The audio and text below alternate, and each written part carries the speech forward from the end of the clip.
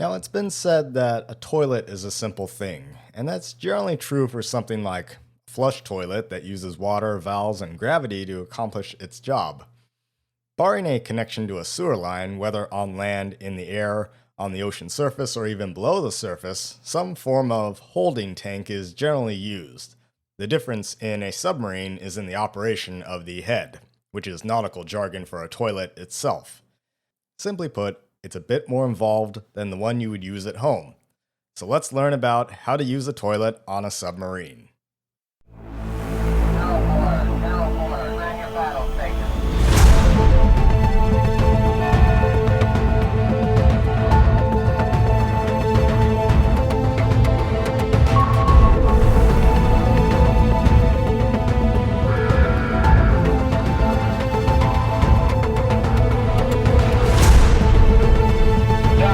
Dive.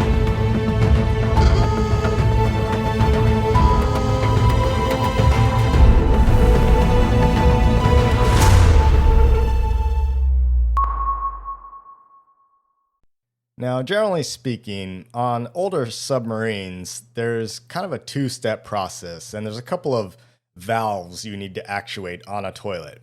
Usually, near the bottom of the bowl, near the floor, is a long handle which connects to a ball valve at the very bottom of the bowl. And when you pull up on that handle, it will open up the valve at the bottom of the bowl. There will also be another seawater valve that needs to be opened, which will flush the toilet with water. Arguably, there's nothing terribly complex or special about the heads on a submarine, but there is a process that needs to be successfully followed when answering the call of nature below the surface. First, you need to make sure there's an inch or two of water already in the bowl. Second is that, well, you would do your business. Third, you pull the handle to open up the ball valve to the tank below. 4, you would open the seawater valve above to flush the contents of the bowl. 5, you then close the ball valve. And 6, you close the seawater valve, making sure that it leaves an inch or two of water in the bowl. And you do this so that it forms a little water seal in the bottom. Now, the question is, where does it all go? It goes down into a sanitary tank beneath the heads. And every couple of days, the tank beneath the heads will be pressurized with air and the contents will be blown overboard. Signs such as, sanitaries are secured while they're being blown or something of the like will be hung to remind the crew that this action is occurring. However, absent-minded crew members may forget to hang the signs, or some crew members may even ignore the signs. In fact, some may even misplace the signs, quote-unquote, perhaps as a cruel joke to break the monotony of submarine life, or perhaps out of sheer maliciousness. But when you gotta go, you gotta go.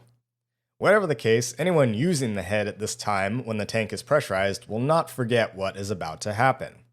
Should you need to use the head when the tank is pressurized and you happen to open up the ball valve, well, there's only one place for the contents of that pressurized tank to now go.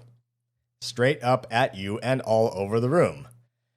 Such an event has been known to produce a noticeable bang, and everyone nearby knows exactly what just happened, and you're now stuck cleaning up the mess that you made.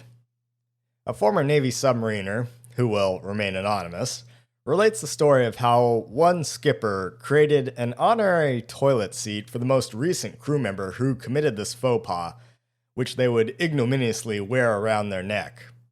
The crew referred to this as getting shit-canned by the captain.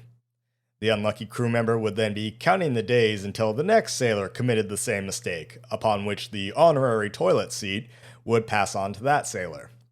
The aforementioned former submariner also related a story to me about how, as a young submarine sailor, he learned about the temperamental nature of submarine plumbing the hard way. Now, being fairly new to his diesel-electric boat, he was in the process of learning the ropes and being taught how to pressurize and blow the sanitary tank. One important step prior to pressurizing the tank with air is to actually close the valves to pipes that drain into the tank. It's not just the toilets. So following the instructions, he indeed closed these valves, but what he failed to realize, and nobody told him, was that just because he closed the valves doesn't mean that they were actually closed. In reality, what he needed to do was close the valves, then open them slightly, and then close them again. The reason being is that this was an old diesel electric submarine, and the valves subsequently were old and sticky. So close them, open them slightly, then close them again to, make sure they're really closed. Well, he did his job, but he didn't do the second part, and he proceeded to pressurize the tank and blow a fountain of shitty water back into the showers and the ice machine, because those were the things that were connected as well to the tank.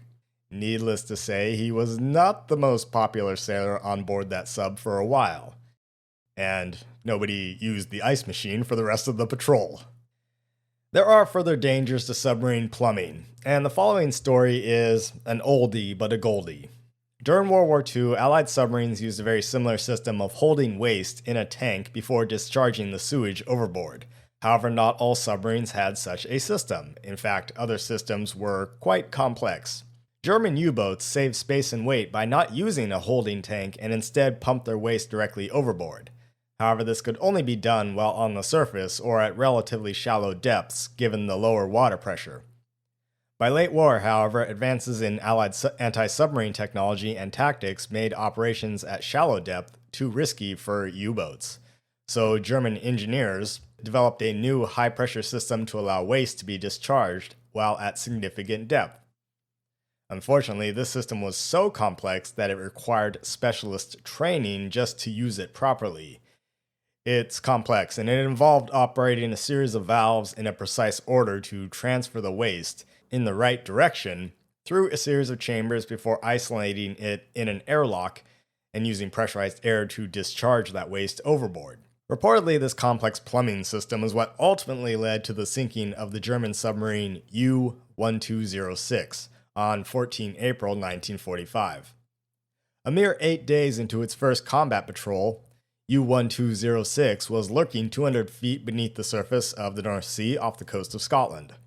The commanding officer, Karl Adolf Schlitt, used the head, but not being trained in the proper procedure, wisely called over an engineer to help him. The engineer apparently operated the valves in the wrong order and caused sewage and seawater to flood back into the U-boat.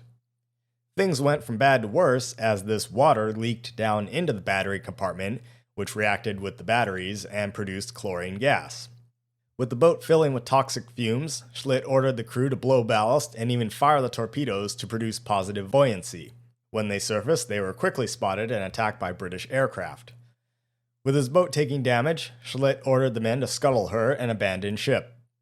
The men reached the Scottish coast in rubber rafts, but 3 of them, being Hans Berkauer, Karl Koren, and Emil Cooper, were lost trying to climb the steep coastline in heavy seas. Schlitt ultimately survived the war, passing away in 2009, but his U-boat remains on the bottom of the North Sea, having been sunk, ultimately due to the failure in the proper use of a toilet. So that is a little bit and some stories about how to properly use the toilet on a submarine.